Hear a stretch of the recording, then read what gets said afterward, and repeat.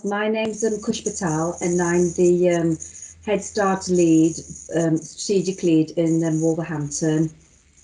I've been working on the programme now for about 3 years. Just to give you just a quick background about where we are in terms of HeadStart Wolverhampton, we're in the final stage, it's final year of the programme, so we're very much at that what have we learned and what are we going to embed phase. In Wolverhampton, we had a number of areas that we looked at. So we had a community offer, a school offer, a parenting offer, a workforce offer, and a website. And all this work was underpinned by co-production, where young people were in the driving seat right from day one when we actually presented our lottery application to lotteries. Since then, what we've learned on some of our approaches, we're taking forward. So co-production is one of the areas, what we see as one of our strengths. One of the areas that we didn't progress well on was our website. So we're not taking that forward. We've adapted that model.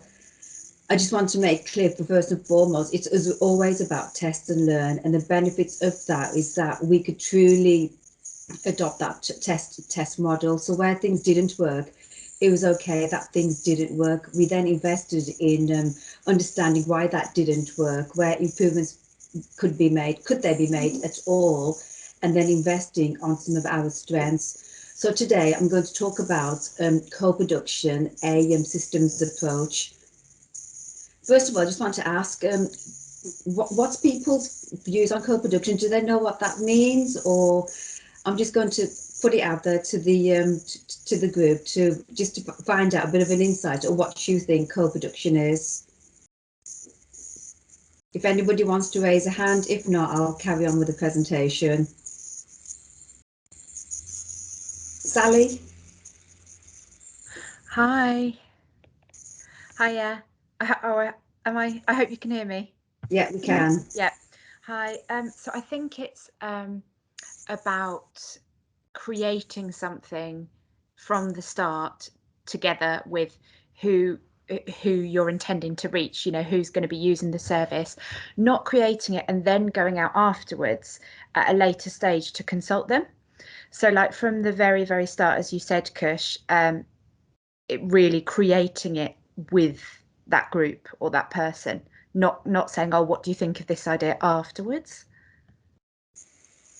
Absolutely spot on. So, it is as simple as that. It's about work. It's ultimately about working together. So, not just about consulting. It is about having that common approach and solutions. So, if my slideshow works, it's not working. It's working.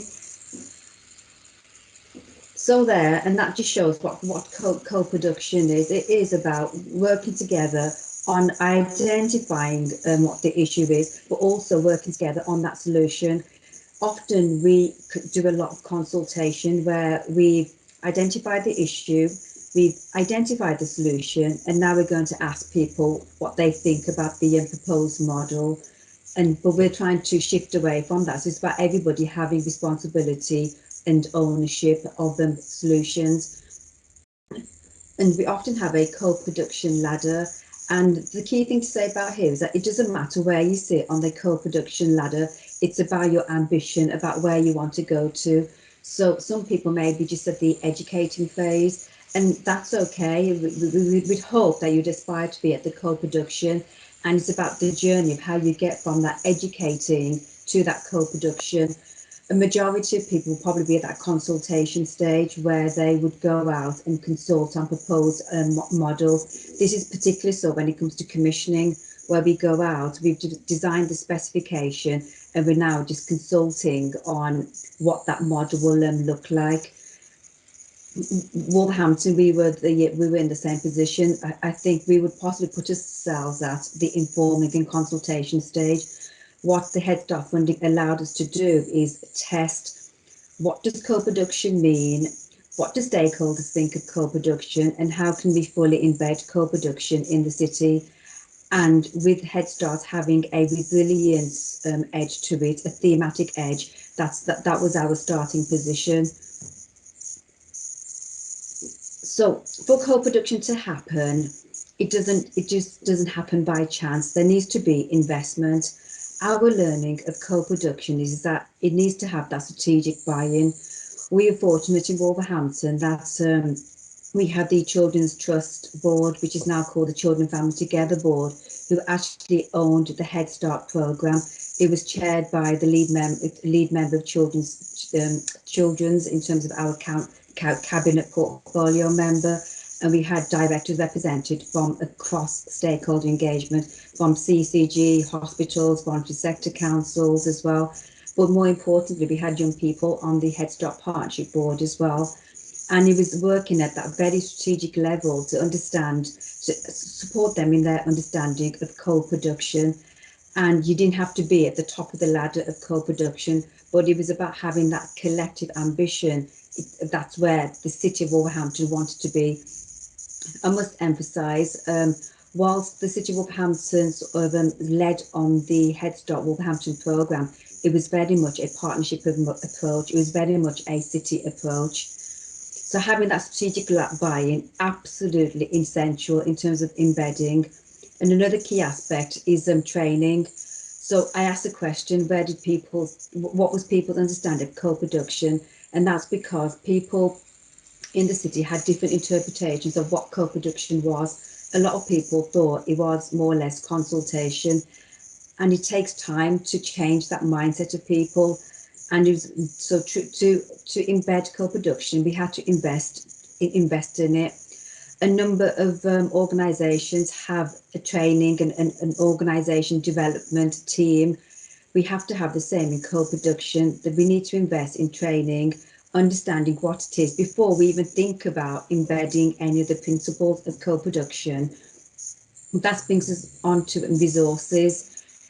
A true commitment to co-production and a true commitment to transformation is about having the resources in it as well. So for us, that meant having the workforce, having people that understand co-production, that can support on the co-production agenda. This was in addition to having young people and parents being advocates around co-production, but you do need that investment, that resources of having officers on the ground that can cascade the training and cascade what it means about co-production. And so for that, you need time. We're in year 5 of Head Start programme, and it's taken us years to embed co-production, the understanding of co-production. Even today, people question, why do we need to do co-production? Why does it matter? We can just do this. And consultation has worked for us. So we need the evidence base, and Head Start Wolverhampton has given us that evidence to show the true impact of co-production. An example I'll give is that in Wolverhampton, we didn't have a tier 2 wellbeing service. We had a universal sort of across the piece, and then we would wait for young people for problems to escalate, and then they would go into the calm service. We often talked about what a tier 2 model would look like. We didn't know what that meant, so we used the Head Start funding to start building a model. But this very much came from a young person's point of view. It was about their journey. What would a wellbeing service look like for a young person? What would a wellbeing service look like from a parent point of view in terms of them having confidence in it? What would a wellbeing service look like from a school's perspective? How do they refer in? What was their responsibility around all of that? What does a wellbeing service look like in terms of the referrals to step up to camps or step down into a wellbeing service? We had a lot of questions, and when we held stakeholder events, it created additional questions. The wellbeing service took over a year to pull together because we did believe in co-producing that. We wanted to learn from the previous service that we had, where we didn't have the engagement, we didn't have the confidence in provision. We had a long waiting time as well. So we asked, well, what would be a good waiting time? So things like having a response within 5 working days. So is that achievable? So we did a lot of consultation around that. And when I say consultation, we did a lot of consultation with providers in understanding what would a model look like, but based on the findings we had from young people and families about what they wanted. It took over a year to put into place. We went out to procure. Young people were involved in that specification development. They weren't all keen on it. They had aspects of that specification development. They were on the interview panel and they were part of the decision making process and the contract award as well. Now that is true co-production, and the evidence of that is that we've got a well-established service. We're within our waiting times. Young people advocate around that service. They advise people about the what they can expect from that service. Our complaints are very minimal. People do find it accessible. We've had good feedback from schools. We've had good feedback from parents as well, in that it is an inclusive service. Yes, there are things we do need to think about, and that's because it's some bursting because of COVID. So our referrals have shot up through the roof. But in terms of what that service was there to deliver, it is delivering. And that shows the true impact around co-production. It's about everyone understanding this was the issue and working together on that solution. And that solution has to be a smart solution. So what we're not saying is that co-production would mean we have to agree to with all the demands. It's not about that. It's about saying, okay, then this is a financial envelope and this is what we need to put in place, and having that evidence base around all of it. So once we have everything in place, once we have that strategic buy-in, the time, the investment, then we can start thinking about what does this mean for the city. And I go back to the city, not just the local authority. So as a city, we came together and said, we do value co-production. We see the benefits in co-production. A lot of young people did a lot of work in terms of having that engagement with our senior leaders. They attended a lot of the strategic meetings, the Health and Wellbeing Board, the Children Family Together Board. They went to health scrutiny. They did a lot of the foundation work in embedding co-production. And then we pulled together a co-production charter. During those early engagements, so when we first started HeadStart, it was about having the young people's voice.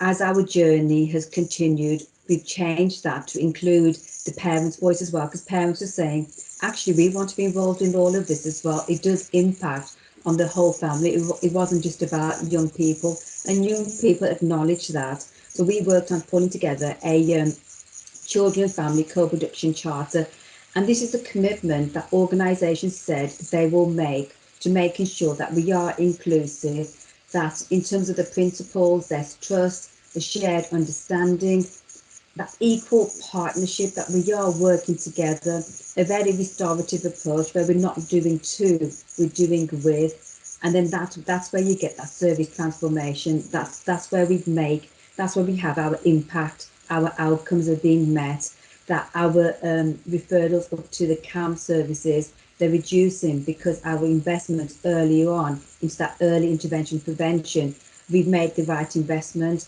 We've made the right investment because we've talked with and we've engaged with the right people.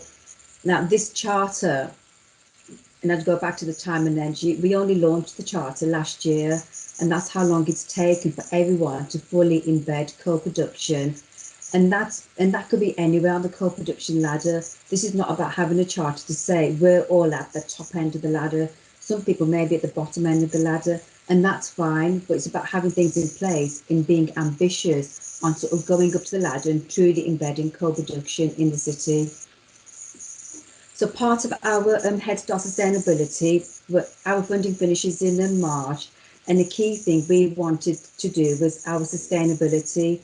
Now, that sustainability was made easy because we had a lot of evidence led about on the various themes that we were able to show the impact, and we were able to show how co-production leads to those additional outcomes. So as I mentioned, we had a community offer, we had a school offer, and we were able to demonstrate co-production through all those elements.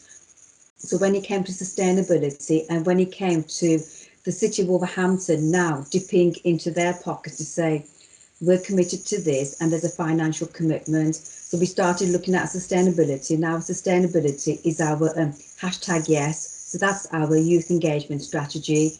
it was launched the same time as the co-production charter, and that's where the city made a commitment to young people around those three areas, around being healthy, physically and mentally healthy, being connected.